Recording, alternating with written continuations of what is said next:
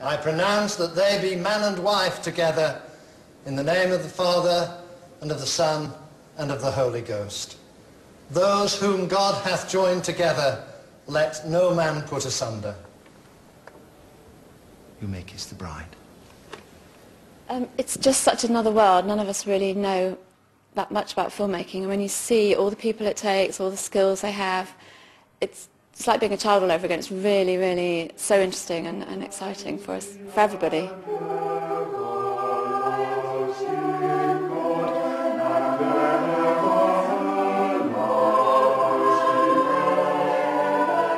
I'm the local choir mistress at the local church, and on 3 occasions I've been asked to provide a choir for Midsomer Murders, which has been brilliant. And one of the episodes was about a choir competition, and several of the actors were part of the choir. And through that, the choirs got quite friendly with Jane Wymark. So much so that Jane's actually come to this theatre to narrate one of my shows, which was really, the children and the adults in the show were really excited, because I don't think they believe that we actually meet these people, so that was great.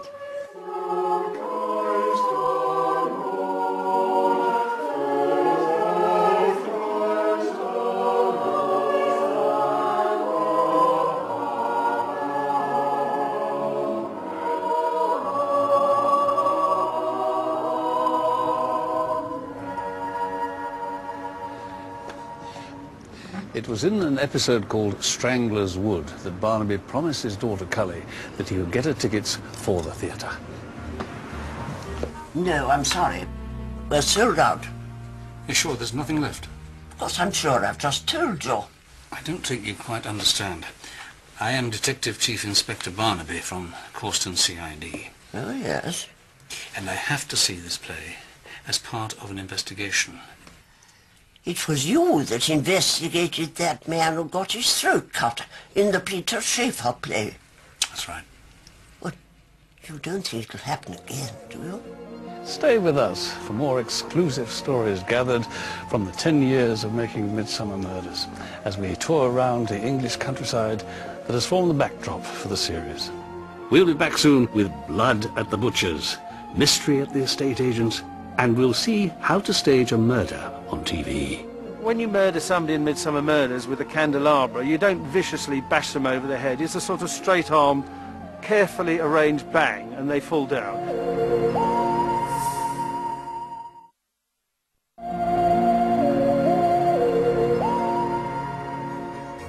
On the next part of our journey around Midsomer, the butcher with a guilty secret. Doing away with a Midsomer celebrity.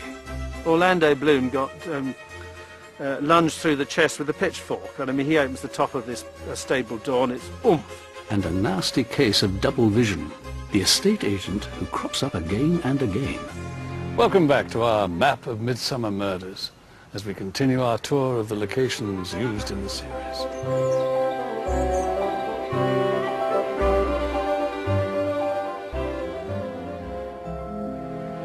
The series is filmed around Berkshire, Buckinghamshire, Hertfordshire, Oxfordshire and Surrey, and has been sold to 204 countries around the world.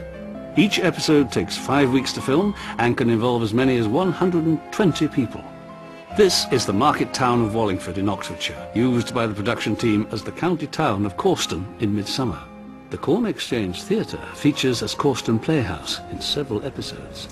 People are always asking me where the name Cully comes from. Cully, of course, is Barnaby's beautiful daughter. And the story is quite simple. When Tom and Joyce got married, many years ago, they spent their honeymoon in a little town called Cully by Lake Geneva in Switzerland. And Cully was conceived there and named after that pretty little town. But I digress. Sometime later, poor Cully is left standing here in the middle of Corston, waiting for her father to take her to see the play, The Caretaker.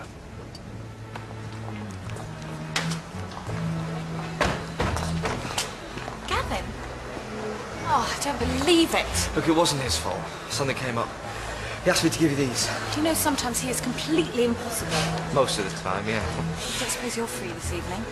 I did Pinter for GCSE. Didn't understand it much, son. I'll explain in the interval. Drinks on me? Whatever you say. Troy to the rescue! Hurrah! Now, there's a scene in Death's Shadow when the vicar, magnificently played by Richard Briers, cycles up to Cully and the theatre director, Simon Fletcher, to ask him a very big favour. Simon Fletcher. I recognise you even though it's, what, 30 years? Hello, Stephen. I still remember you in the choir. Lovely voice. When I heard you in Causton, well, I hope you'll forgive the opportunism. I'm sorry.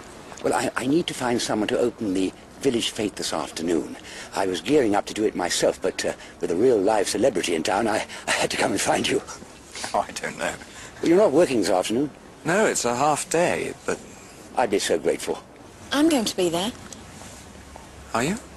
I'm meeting my dad. If you want to speak to him, then... All you have to do is simply say a few words and look at a few stalls. It's for a very good cause, saving the church tower. What time? 2 o'clock sharp. All right, then. Excellent, excellent. I shan't have laboured in vain.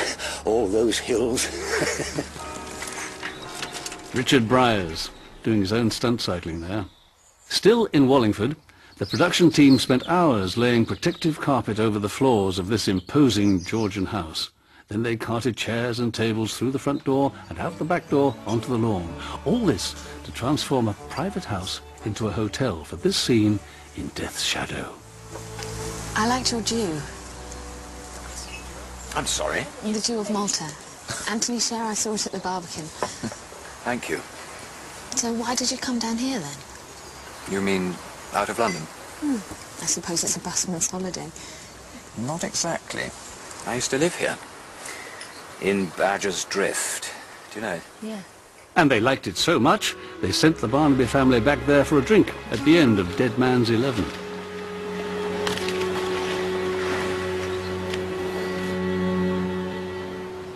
All right, Tom, you win. A terraced house in Addison Crescent, a bungalow in Brolly Street, a Victorian semi in Raven Court, and all right here in the centre of Causton. Ah!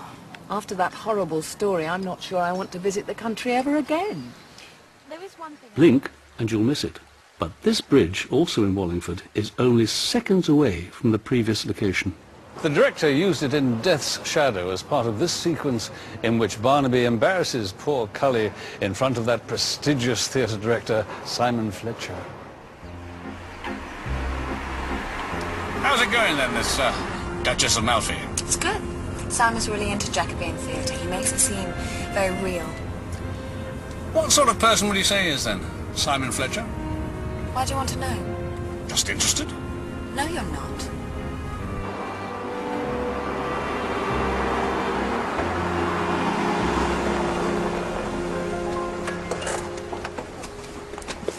All right.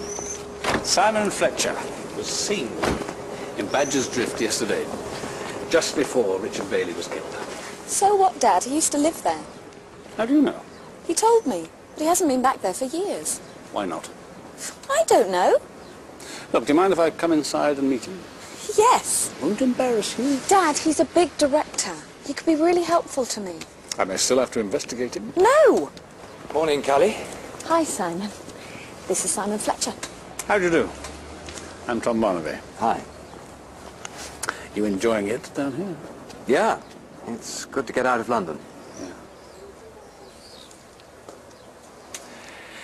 Well, I'll see you this evening.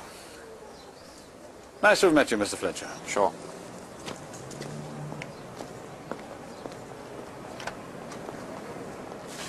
He doesn't look like a policeman. Next stop on our tour of Midsomer is an Oxfordshire village which has been used as a location for 5 episodes, including Midsomer Rhapsody, Orchis Fatalis, and A Tale of Two Hamlets.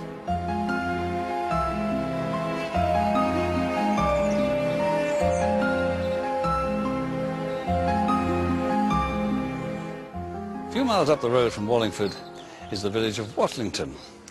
Looks very peaceful now, but when Midsomer Murders came a-calling, the bell tower was covered with blood. I'll go double-handed. Raise your bells.